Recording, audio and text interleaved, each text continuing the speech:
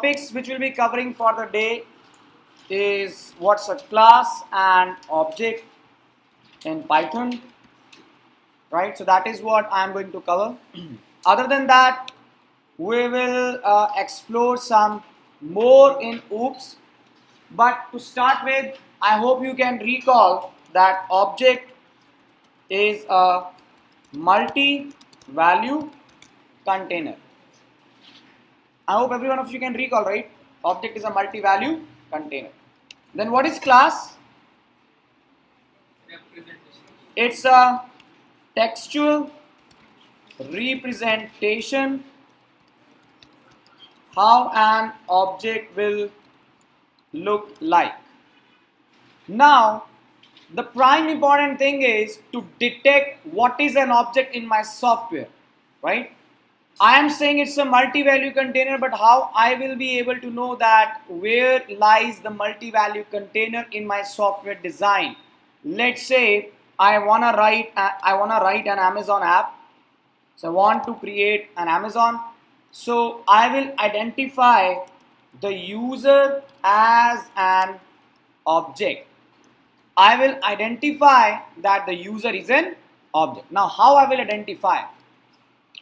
I will say user as an object will have name, phone, email, gender, age, address, and many more of the data associated with the user, right? So it's just not the name of the user, it's like lot of details. So when I am supposed to come up and write an application like Ola or Uber, so I will again come up and say that okay, so ride is an object where the source location, then the destination location, then the type of cab, then what is the payment type.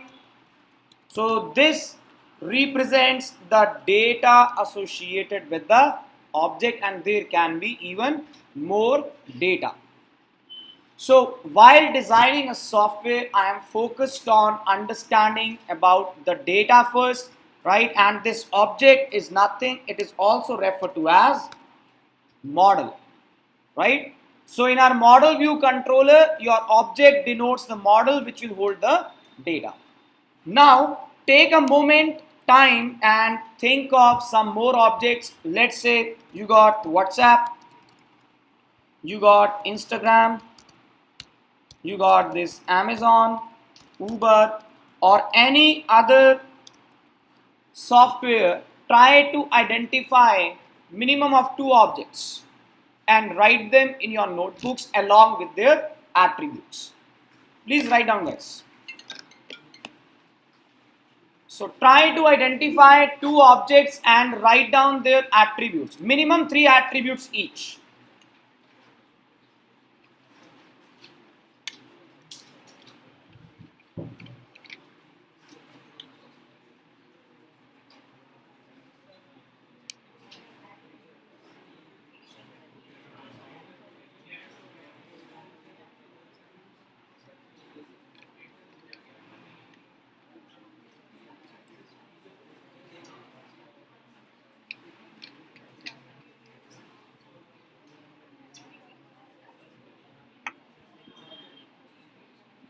Any 2 objects you need to identify and write them along with their attributes.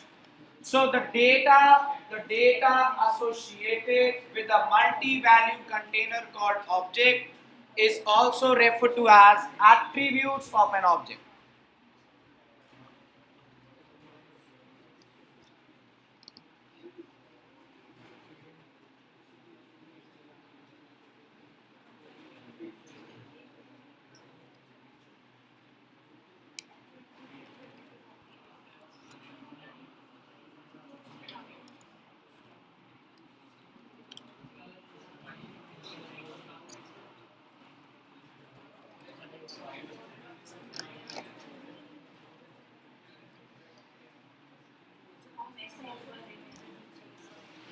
So are we done, guys?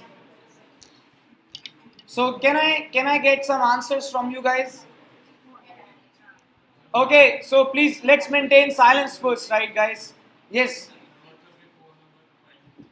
WhatsApp profile. Okay, so the data associated with the profile, image, phone number, title. Okay, what else, guys?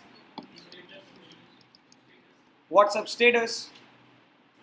So what else as in an object I am asking? Exactly. So WhatsApp group is also an object.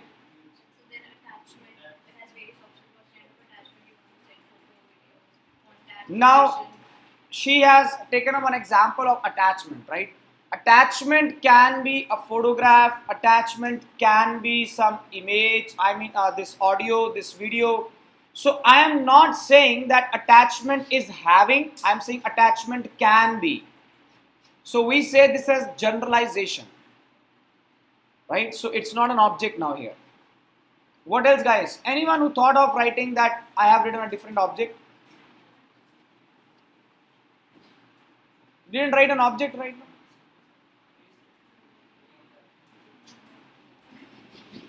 That's it. So the contact in a WhatsApp is again an object. We got name, we got phone number, we can link an email ID. Other than that, we have more attributes to it.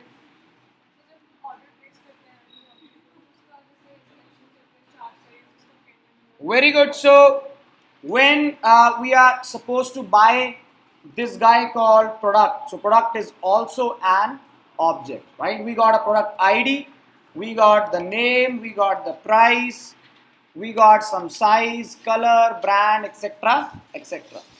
Anyone else? Done with this? Okay, so once you identify what is an object, so the next thing is you come down and you draw the object. So how you will draw the object? You just create a box. So this is a box. So we say that this is a container or a box which will say it as a user, right? So this container or box, I am saying that this guy is a user and I will associate the data with the user in this box. I will say name, phone, you got email, age, let's say gender and address. So we say this container as your object, right? So last session we did one example of geometry box.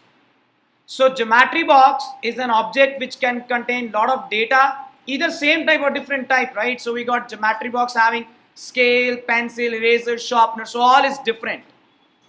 So over here when I talk about this user, which is a box, name is different type, age is different type. So basically it's a heterogeneous container. You can even think of this guy as a dictionary.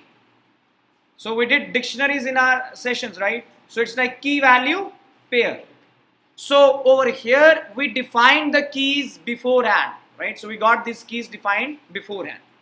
Now if I talk about object oriented programming structure, so object is the container which will contain data and the class is the textual representation for the object. So out of object and class, what will you think first? Object, right? So you need to think of the object first, only then you will be able to design the object by writing a class. So let's see how we can write a class in Python which will describe this object user. So parallelly what you need to do is you design similar box in your notebooks and you try to write down the class the way I am writing for user. You write your class for your object, okay? So you can define any object in your drawing in your notebooks and thereafter you copy me. So what I'm gonna do now, let's open the PyCharm.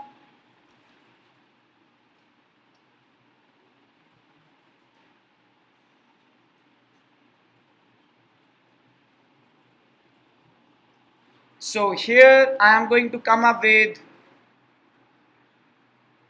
So the same project I'm going to continue with a new Python file. So I'm going to say a new Python file, session of 5, and say OK. So let's see how we define the object, right? So I'm going to represent the object. So let's textually represent the object. In order to textually represent the object, I will just say class user, put a colon. That's it. So you just do it in this way, class user, and you are done, right? So what you need to come up and put in the class is nothing. So I'm going to say pass. What's there in this? Nothing. So I said pass. So moving ahead, I'm going to say U1 is user. So we call this as object construction statement. So we call this as object construction statement, where we don't say that U1 is an object. So here what we say, U1 is a reference variable which will point to the object constructed in the memory. So U1 is not an object, right? So U1 is a reference variable. Now what is a reference variable? So you just come and say, please print this guy U1. I'm gonna say print the U1. So when you will run this code, so I'm just gonna say build my session 5. So what did you see below is there is a user object at the memory location. When I printed U1, it says that there is a user object at memory location 1029 something, right?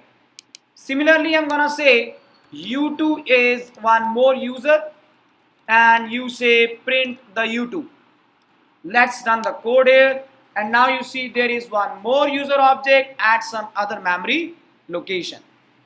When you will say U3 assign U1, so what I have done here, so this is referred to as reference copy.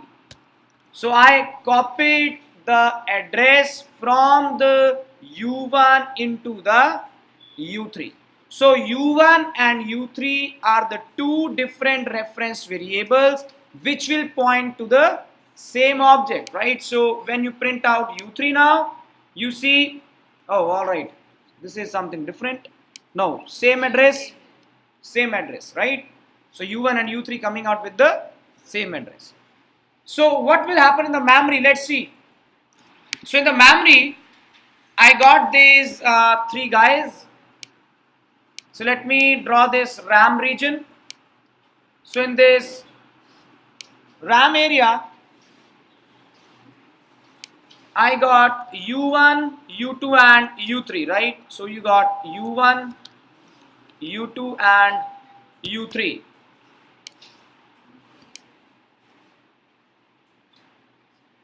So we got the space here and here as well. So one space is here as well.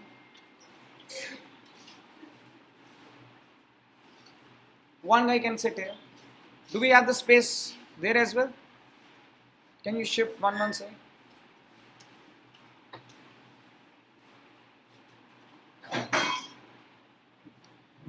So U1, U2 and U3, they are holding three addresses for us, right? So if you see U1, U2 and U3, what they are holding is address, right? So I'll just take this number for the U1. This is the number.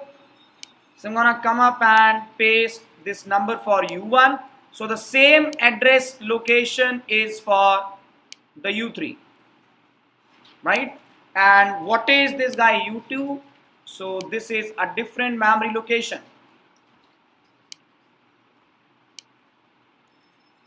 So U1, U2 and U3 are not the objects, they are containing the addresses. Now where is the object? So object is constructed like this as a box. So as of now we have two objects and both the objects are empty. They have nothing within them. They are the empty containers. They contain no data, no attribute. So the first object is having this address here. Let's say this is the guy with the address 68, and this is with A0. So if you will now see, we got U3 and U1 pointing to the same object, whereas U2 pointing to the other object. And both the objects, they are user objects and they are having no data within them. They are empty. So when I wrote a class user, I didn't write anything in the class user. So coming up, so we got these three different references, and there are two user objects constructed by this syntax. And when you printed out them, you got the addresses, and this is how the memory structure is. Now Python is so dynamic, it says that whatever you want in an object, you just create it over here. So what I'm gonna say, I'm gonna say that in my U1, I want the name with the value John Watson. I want to have a phone number. Let's say some phone number. So U1 will have an email. Let's say John at some example.com. U1 will have an age, let's say 30. U1 will have a gender, so I'm just gonna say the gender is M as in male. U1 will have some address, let's say Redwood Shores. So when I wrote this data, so this is known as write operation. So what we did, we actually created these 6 attributes in that container to which U1 points, right? So here U1 is pointing to this container. Within this container, I got name, phone, email, age, gender, and address. And you got the data written for these. So the data coming up is John Watson, some phone number, John at example.com. So age is 30, gender is male, we got Redwood Shores. So this is what we got as in the data within the object. So once you wrote the class, class contains nothing. It's all empty. But when you want to create an object, you just create it and you write the data and create the attributes dynamically. Now for my U2, I can have the same attributes. So let's say we'll have the same attributes for U2, but I'm gonna say that the name is Jenny Watson. Let's say the phone number is a bit different. Jenny at example.com, 20, female, and let's say country homes. I am going to say U2 dot qualification is MS. For my container to which U1 is pointing, I got only this much of data. For my U2, the container, it has one extra attribute as well. So Python says that you create objects and you write the data and the attributes later, and you can have different objects with the different attributes over here. So in traditional languages, C++ or Java, we need to define the attributes first and then we have to create the objects. So Python says you write an object, you don't worry about the attributes, you can create them later. So in my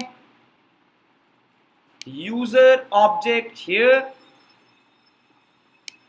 I'm having name, phone, email, age, gender, address, and one additional guy, qualification. So you got the data as well. Jenny Watson.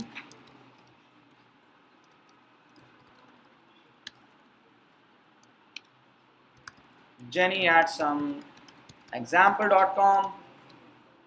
So we got the value of age as 20.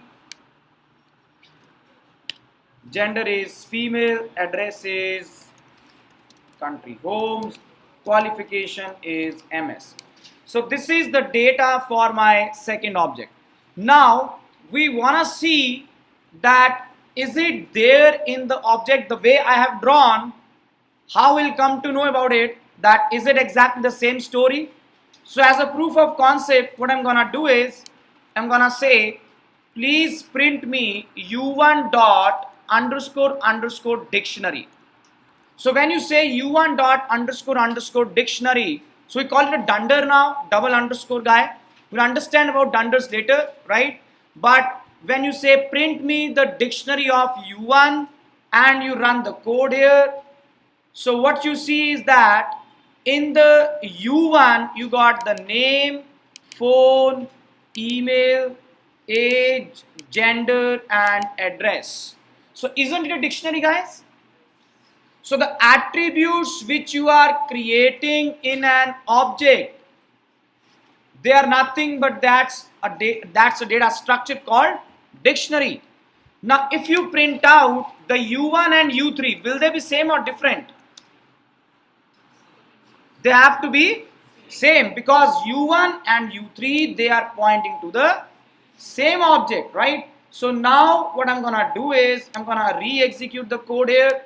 So you find that u1 and u3 you got the same output, but when you will print it for the guy u2, you run the code here and what you will see is that there is one small difference, that the u2 guy is pointing to an object which contains one additional attribute. So we are all objects of type human. Everyone has the attribute weight, age, height, color, complexion, but the values can be different. So few of us would have some different attributes or additional attributes as compared to some other human, right? So that is how we are coming up and understanding what is an object. Now consider that you just printed the dictionaries from u1, u2 and u3, right? So I'll just comment out these guys. So this is known as write operation. So you just use the reference variable with the dot operator and you write the data in the object. So attributes will be created dynamically for you. Moving ahead, I'm gonna do a read operation. So how you will perform a read operation? So there are two ways. So the first way was to just print out the dictionary. So that's like read all. The second way is to come up and say print u1 dot name lives in u1 dot address, right? You can even print more data here. So I'm just gonna do it for u1 and u2. So it says Jenny Watson lives in Redwood Shores and John Watson in Redwood Shores and Jenny Watson in Country Homes. We do have other attributes which you can print out with their values, right? So if you try to say comma and is u1 dot qualification, right? So do we have qualification for u1? We don't have it. So you run it, you get an exception. But at the same time, when you do it for your second guy, that's like u2, so you would get the answer. Now when I'm printing it in this way, I'm doing a read operation, I can read some selected data. I can read some selected data using this concept, or I can read all of them by saying u1 dot underscore underscore dictionary underscore underscore. So this is a read all operation. This is read selective operation. What you want as in selected records, you can read them. Moving ahead now, for this formatting, I can just come here and say lives in dot format u1 dot name comma u1 dot address. Now this is known as formatting a string. So this first brace bracket here, so it will be substituted with the name, and the second will be substituted with the address, right? So you are formatting this and you can do it very easily. So John Watson lives in Redwood Shores. So either you follow with the approach of comma or you follow with the format method, choice is yours, but read operation is genuinely easy.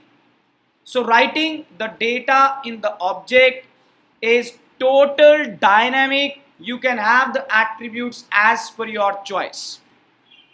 So one object can have 5 attributes, the second object can have 10 attributes, but in traditional languages, C++, Java, right, so they will not allow you to do so. So there you need to define the attributes before you create the object. So let us see that what is that approach. Now I am going to follow an approach which C++ or Java would use, right? Yes, please.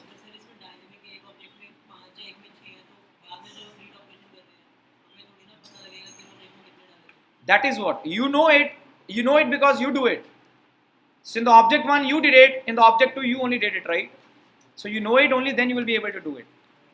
So now what I'm gonna do, I'm gonna write it a bit different code here. So let's see what we will do. I'm gonna say a new Python file. So this goes like my session number 5A, and here I'm gonna say the class is again, so I'm gonna take the example of the user only. So the class is user. I am going to create a method in this class. So a method or a function which we studied in our previous session, right? I'm gonna do the same story. So you said define underscore underscore init, and then we have passed this guy's self over here. If you see the self, so self will hold the address of an object on which you want to work. So in our previous discussion we said u1 is a user, u2 is a user, and u3 is a user. So u1, u2 and u3, they were what? They were reference variables. So self is also a reference variable which will contain the address of the current object, right? We'll see that how it's going to happen. Underscore underscore init underscore underscore is a constructor in Python. So we say that this guy is a constructor. So this method will be executed automatically when you will create an object. So I want that there should be 3 attributes: name, phone and email. So I will say self dot name is name, self dot phone is phone, and self dot email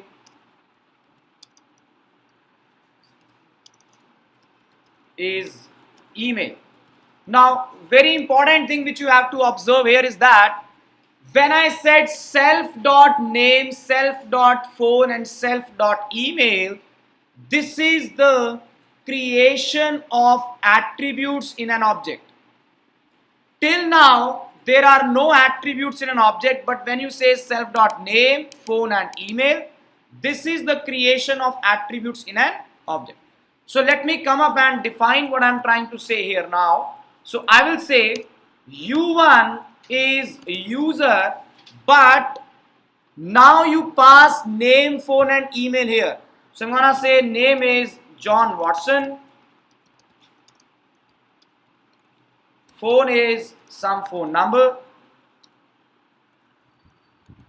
and email is john@example.com. When you say U1 is user, and you are passing only 3 inputs, you see these 3 inputs, they will be copied into the name, phone and email. But what is this guy's self? So the U1 will be copied into the self. So the first input that is self is a reference variable which will hold the address of object. So how it's gonna hold the address of object? So if you say U1 as user, self will hold the address which U1 is holding. When you will say U2 is a user, now for the U2 guy, right, once again the init will be executed and the self will become U2. So self will always hold the reference or the address on the object which you are working on. So let's say this is Jenny Watson with some changed numbers. So don't call upon John and Jenny's phone number, they don't exist, right? So this is what you got, one defined way of creating an object. Now when you come down and you say please print me U1's dictionary and please print me U2's dictionary, and you run the code here.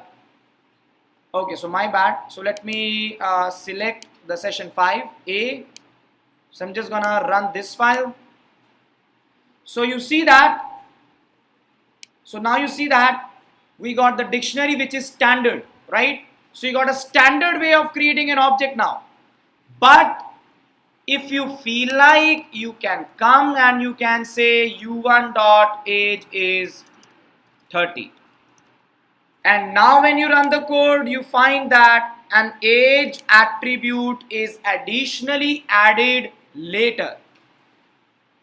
So typically in our previous example, how we were creating objects, by saying U1 is a user, and we were writing the attributes as per our expectation or as per our requirements. So we standardized the way by introducing one constructor in our class here. So self.name, phone and email means 3 attributes will be created in the object. Good to go, guys? If you want an additional attribute, you can create it like this. Let's move ahead and understand this concept once again in a different way. So in a typical C++ program or Java program, I will try to replicate the structure. So I'm gonna say a class user again. Now you say name, phone and email. So can you recall the Java and the C++ way of doing the things? So you will define the attributes like this, right? Define attributes here. So I will initialize them. So let's say name is not available, phone is not available, and email is not available. I define the attributes in the class, and you say U1 is user and U2 is user. You created 2 user objects and we define the attributes in the class the way we do it in Java and C++. But if you say please print me U1 dot dictionary and u2.dictionary, you will be amazed to see that we got the output from the previous program. Okay, so let me just rebuild it. Did you see any data here? Let me run the code again. It means if you are defining the attributes in the class, they are not the property of object. They are not the property of object. So whose property these attributes are? So now I'm gonna say, please print me the dictionary of the user class. And you run the code here. So what you will see is that name, phone and email, they are the attributes which belong to the user class. So in object-oriented programming structure, the first container is object and the second container is class. So class can also be a container. So in our typical example here, so what I got, so you will understand that we will have containers like this. So this blue colored container is basically user class. So class is also a container, right? And the right hand side we got two objects created. So these two objects, they are being pointed by u1 and u2. So u1 points to this object and let's say u2 points to this object. So u1 and u2 are empty. When you wrote such a code, so name, phone and email, they are not the property of object, they are the property of class. So the name, phone, email, that resides over here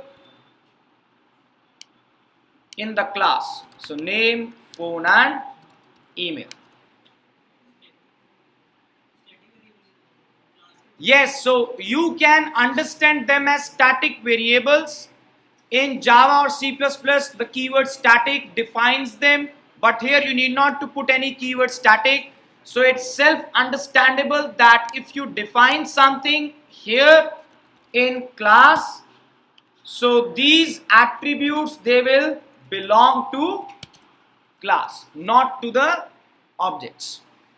So class in object-oriented programming structure is also a multi-value container. It's also a kind of a dictionary which can contain the data, right? So objects, they have their own data and classes, they have their own data. Now let us see the other part. I'm gonna say, please print me u1.name. Can you see I am able to access the name with u1 and u2 as a reference? When you run the code, it gives me NA and NA. So the reference variables of the objects can access the property of class, even though they don't have that property available within them. That's a rule now, right? So we can make our reference variables to read the property of the class, even though those properties, those attributes are not there in the object. So let me write down this now. So I'm going to say references to the object can read the data of class. When I say data of class, I'm just going to come up and say attribute of class. But there is one very strong concept here, that in case you just come and do a write operation, whenever you do a write operation, you say u1.name is John. We know what will happen when you do this. So an attribute name will be created in the object, right? So now when you run this, you see the dictionary of U1 is having the name John, right? The dictionary of U2 is empty, and the dictionary of class contains name, phone and email. So if you print out your U1.name, you get the value John, U2.name, you get nothing. Very, very beautiful concept. As in, objects, they have their own attributes and class can have its own attributes.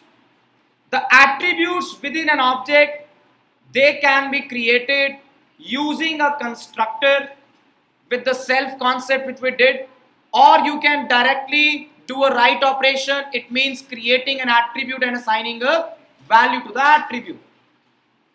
Let us say I'm gonna come here and say user dot company is Auribises. So I'm gonna write user dot company assign Auribises. What does this mean? We are creating an attribute in the class.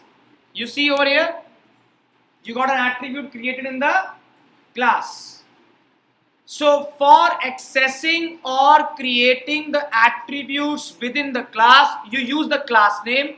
So I'm gonna come here and say the user dot name, comma, one space more, I'm gonna say user dot company. So to access the data within the class, you use the class name. But if you are using your reference variable, it can read the data of the class provided the same attribute is not existing within it. So if I say u1.name, it will give me John, right? But u2.name will give me NA, right? So for my reference variable u2, so if the data name is existing within the object, it's gonna print out the same. But if it is not there in the object, it will look out for the class, that whether my class is holding that data or not. If the class is holding the data, I'm gonna give it back. So guys, are we good to go? So there are two things in my object oriented programming structure. The first thing is class, next is object.